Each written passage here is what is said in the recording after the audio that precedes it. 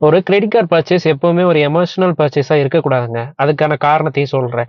என்னோட ஃப்ரெண்டோட அம்மா ஒருத்தங்க கிரெடிட் கார்ட் வாங்குனாங்க. காரணம் சேல்ஸ் பெர்சன் இந்த கிரெடிட் கார்ட விக்கலன்னா அவங்களோட மந்த்லி டார்கெட் போயிரும். அதனால அவங்க விக்கிறேன் அப்படின்ற பேர்ல வந்துட்டு வித்துட்டாங்க. ஆனா கிரெடிட் கார்ட பொறுத்தவரைக்கும் நீங்க அந்த கிரெடிட் கார்ட ஆக்டிவேட் பண்ணலனாலும் உங்களுக்கு ஃபீஸ் விழும். என் ஃப்ரெண்டோட அம்மா வாங்குன 3 மாசத்துல அவங்களுக்கு ரூ. 500 கிட்ட சார்ஜஸ் போட்டிருந்தாங்க. அவங்க அத்தனைக்கும் அந்த கிரெடிட் கார்ட யூஸ் பண்ணவே இல்ல.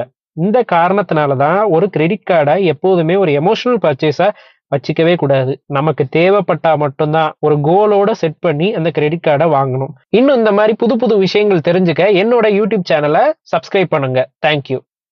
ஒரு கிரெடிட் கார்ட் பர்ச்சேஸ் எப்பவுமே ஒரு எமோஷனல் பர்ச்சேஸா இருக்கக்கூடாதுங்க. அதுக்கான காரணத்தையும் சொல்றேன். என்னோட ஃப்ரெண்டோட அம்மா ஒருத்தங்க கிரெடிட் கார்ட் வாங்குனாங்க. காரணம் சேல்ஸ் பெர்சன் இந்த கிரெடிட் கார்ட